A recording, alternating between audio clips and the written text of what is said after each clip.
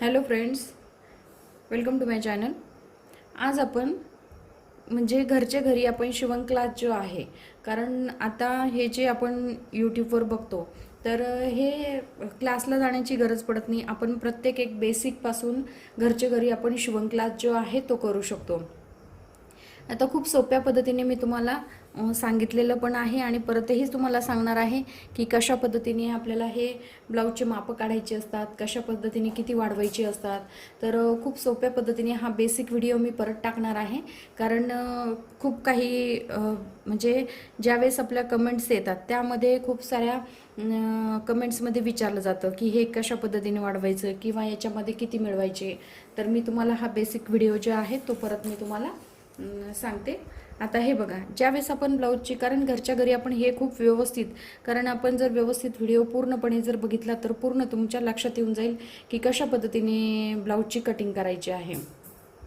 आता हे बघा, इथे आपण जो ब्लाऊज घेतलेला आहे तर ज्यावेळेस आपण ब्लाऊजची कटिंग करतो त्यावेळेस आपल्याला मेजरमेंट खूप जरुरी असते.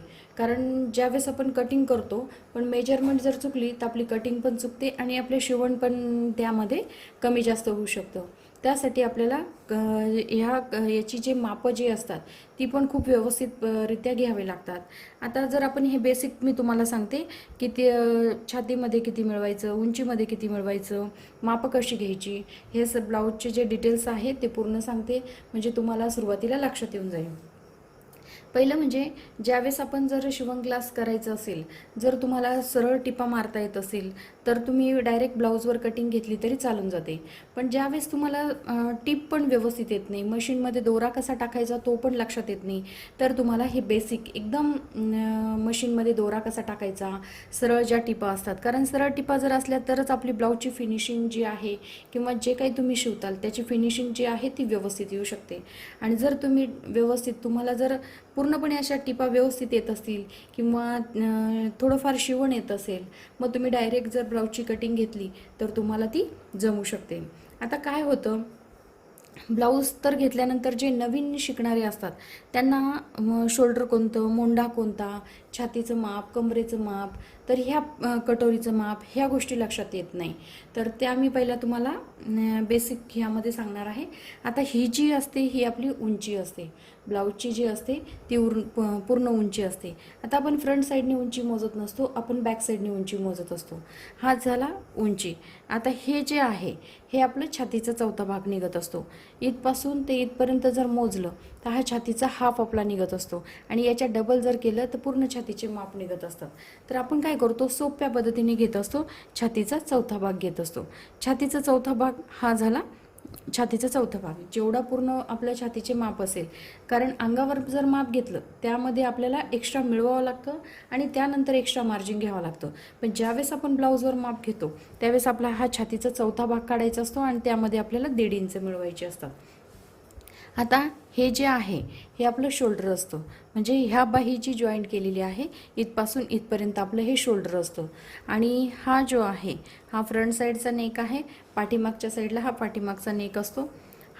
हे शोल्डर झाल्यानंतर हा आपला मोंढा असतो. हे बघा, ही जी बाही आपली जॉईंट झालेली असते हा आपला मोंढ्याचे माप असतात.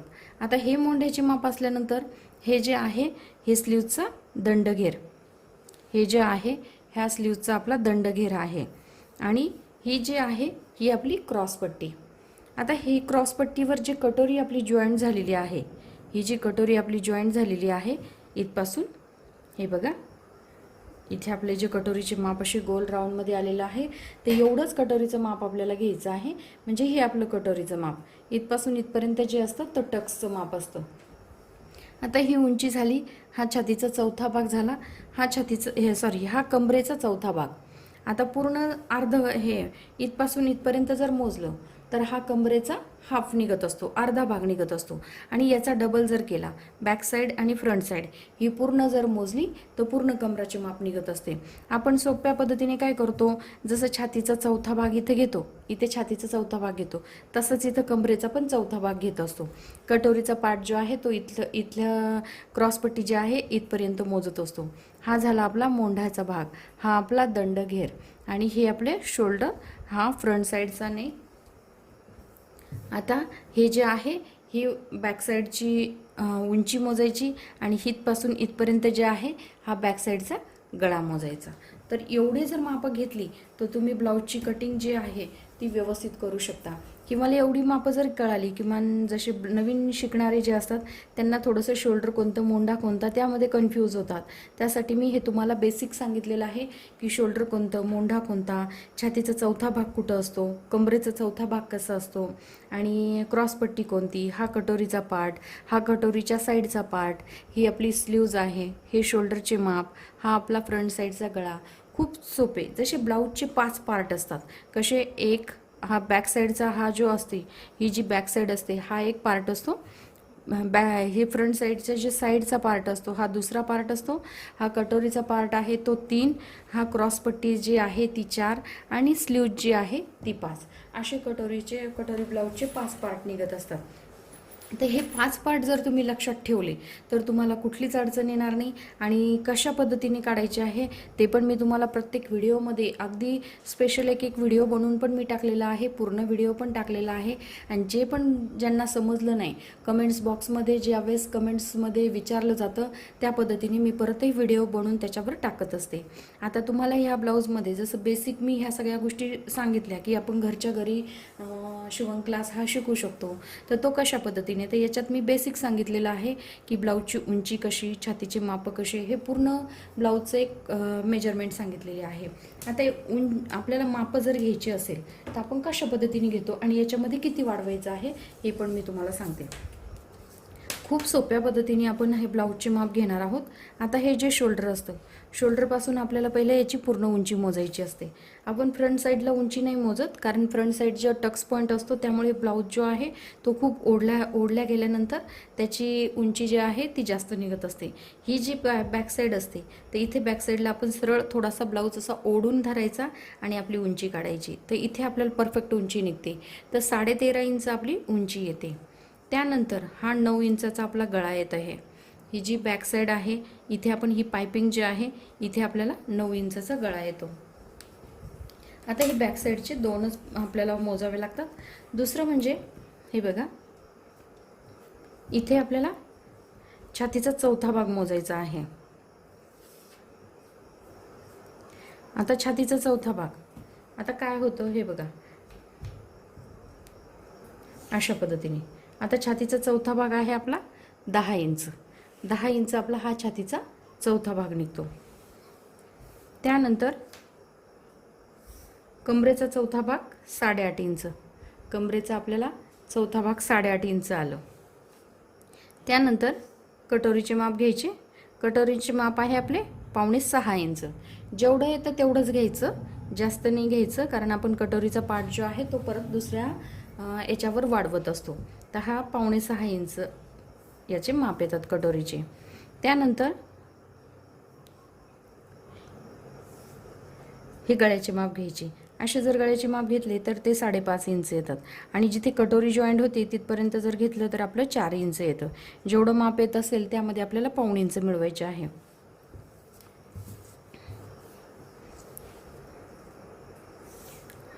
शोल्डर आहे आपलं 11 इंच. हे शोल्डर ह्या स्लीव्जपासून, जशी ही स्लीव्ज जॉईंट केलेली आहे इथपासून तर दुसरी स्लीव्ज जी जॉईंट केलेली आहे तिथपर्यंत आपल्याला हे शोल्डर मोजायचं आहे. आता क्रॉसपट्टी जी आहे ती आपण सगळ्यांना 4 इंच घेत असतो आणि इकडच्या साईडला 3 इंच घेत असतो. आणि ज्यावेळेस शिवणामध्ये आपली ही क्रॉसपट्टी आपल्याला कमी जास्त करू शकतो. तर आता ही जी आहे, ही मापे जी आहेत खूप सोप्या पद्धतीने मी कशी घ्यायची आहे ती सांगितलेली आहे. जशी उंची घ्यायची, बॅक साईडची उंची घ्यायची, त्यामध्ये आपल्याला 1 इंच मिळवायचे. छातीचा चौथा भाग घ्यायचा, त्यामध्ये आपल्याला 1.5 इंच मिळवायचे आहे. शोल्डर जेवढं निघतं त्याचा हाफ आपल्याला करायचा आहे, अर्धा घ्यायचा. म्हणजे 11 इंच शोल्डर निघालं तर त्याचा हाफ आपल्याला 5.5 इंच घ्यायचं. आणि गळा आपल्याला 2.5 इंचावर टाकायचा असतो. कमरेचा चौथा भाग घ्यायचा. इथे कटोरीचे जेवढे माप आहे तेवढेच कटोरीचे माप टाकायचे आहे. क्रॉसपट्टी जी आहे ती क्रॉसपट्टी आपल्याला 4 इंचाची, गळ्याच्या साईडनी 4 इंचाची आणि फिटिंगच्या साईडनी आपल्याला 3 इंचाची घ्यायची आहे क्रॉसपट्टी. आता बाही उंची जी आहे, जेवढी आपली बाही उंची निघते त्यामध्ये आपल्याला 1.5 इंच मिळवायचं असतं. ज्यावेळेस आपल्याला अस्तरची ब्लाऊजची बाही असेल तर त्या कमी असतं, कारण आपलं शिवणामध्ये किती जातं त्या पद्धतीने आपण अर्धा इंच मिळवत असतो. पण ह्या जी बाही असते नॉर्मल, ह्यासाठी आपल्याला ही जी पट्टी असते आतल्या साईडला फोल्ड करायची असते, म्हणून आपण काय करतो यामध्ये 1.5 इंच मिळवत असतो. तर अशा पद्धतीने जर तुम्ही ब्लाऊजची मापं घेतली आणि जर बेसिक मी तुम्हाला सांगितलं की कशा पद्धतीने तुम्हाला हे ब्लाऊज जे आहे बेसिक जे आहे तर शोल्डर कोणतं, मोंढा कोणता, कमरेचं माप कोणतं, छातीचे माप कोणते आणि यामध्ये किती मिळवायचे आहे, तर हा बेसिक व्हिडिओ मी तुम्हाला बनवलेला आहे. कारण यावरून तुम्हाला पुढची कटिंग पण पूर्णपणे लक्षात येईल. आणि जे समजणार नाही ते परत मला कमेंट्स बॉक्समध्ये विचारा, मी त्यावर व्हिडिओ करून परत तुम्हाला समजून सांगेल की कशा पद्धतीने आणि काय करायचं आहे. तर मी तुम्हाला हा व्हिडिओ जो बनवला बेसिक, आपण घरच्या घरी ह्या ब्लाऊजची कटिंग जी आहे ती शिकू शकतो. तर तुम्हाला माझा व्हिडिओ आवडला असेल तर माझ्या व्हिडिओला लाईक करा, शेअर करा आणि आमच्या चॅनलला सबस्क्राईब करा. Thank you for watching this video.